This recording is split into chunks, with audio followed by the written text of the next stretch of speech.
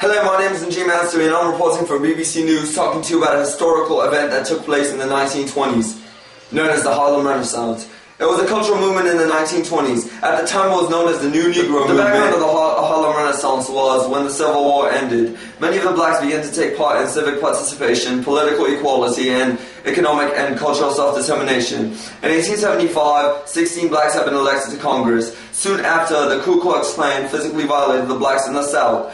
And in 1890 to 1908, the Democratic whites also began to gain power and made the blacks lose more responsibility by using laws such as the Jim Crow laws. The Jim Crow laws made the southern blacks very angry, so they decided to move up north and Midwest, like cities in Chicago, Detroit, Philadelphia, and New York, which was known as the Great Migration. A lot of race riots were happening during this time. The Great Migration had ambitious African Americans travel to the North and Midwest, and where they could encourage each other and prosper. World War I also created new industrial work opportunities for tens of thousands of people. The Harlem Renaissance was supported by the black patrons and black-owned businesses and publications. It also depended on the patronage of white Americans such as Carl Van Vechten. The Harlem Renaissance was divided into three main factors. One of the factors was music. African-American music was one of the most important things that flourished in the Harlem Renaissance. It became more attractive to whites. White men started using African-American musical techniques in their works and compositions. Jazz musicians at the time like Fats Walter, Duke Ellington, Jelly Roll Morton, and Willie Smith were very talented and famous.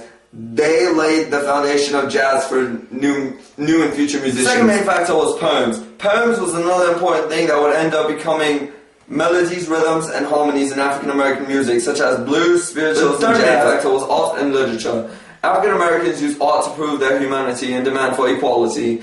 Many authors began to publish novels, magazines, and newspapers. The new books for the African cause attracted many readers nationwide.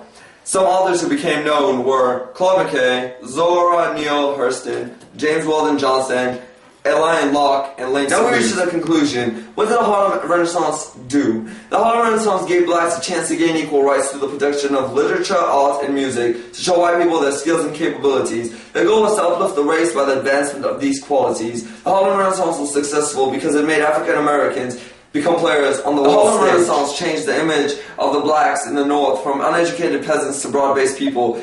It gave blacks self-determination, which started to build up for the civil rights movement in the 1950s. Hello, my name is Najeem Ansary, and I'm here to interview Marcus. Hello, Mr. Garvey. Hello. I'm here to ask you 5 questions. Do you have the time? Yes, of course. Alright, the first question is, what were you known for in the Harlem Renaissance? During the Harlem Renaissance, I was known as the founder of the Universal Negro Food Association. These singled out the African American movement in America. He had over 100,000 followers. And now on to the second question. What event did you take a big part in? I took a big part in the Back to Africa movement, a movement which encouraged African Americans to go back to their ancestors' motherland of Africa. And now on to the third question. What were your primary occupations at the time? I was a political leader, a publisher, a journalist, and an orator. I wrote many books and gave many speeches encouraging African Americans to go back to the motherland of Africa. And now we reach the fourth question. When did your movement decline, sir? My movement declined in 1925 when I was jailed from mail fraud and deported to Jamaica in 1927. J. Edgar Hoover was responsible for this. He did not like my movement because I was a proud black man threatening him. The white man's holding me down. Mr. Garvey, for the last question, who did you dislike in the Harlem Renaissance? The boy! I hated his ideology. He was stupid. He was not intellectual. He went against everything I believed, and he was a disgrace to the African American community. Hello, my name is Najeem Ansary, and I'm reporting from the BBC News, talking to you about the Harlem Shake today. Jazz musicians at the time like Fats Waller. Now we reach the conclusion of what the Harlem Renaissance actually is. What do you do? Look, chilling African baby girl. Take off your shirt. And now on to the second question.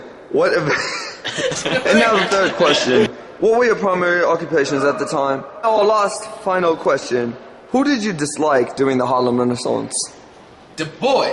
I hated him. He was not intellectual. His ridiculous ideas were wrong. His ideology... Alright, Mr. Garvey. Now for the last Why would